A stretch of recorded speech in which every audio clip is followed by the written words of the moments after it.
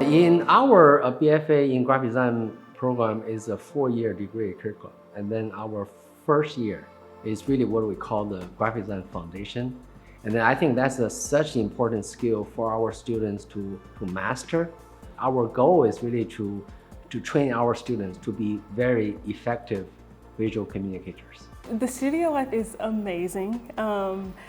Studio is basically just a place for you to work on your projects. It's not like a typical classroom where you have tests and quizzes. You strictly work on your design projects. So peer-to-peer learning is basically just critique. So usually with every project, at the end we have a critique where we put up our projects and we go around and everyone says their thoughts on the project.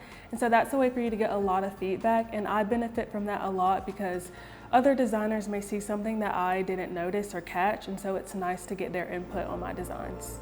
At the end of their education here, they have a very comprehensive and fully developed what we call portfolio. That means a collection of their design work, which allow them to show that to their potential employers, right?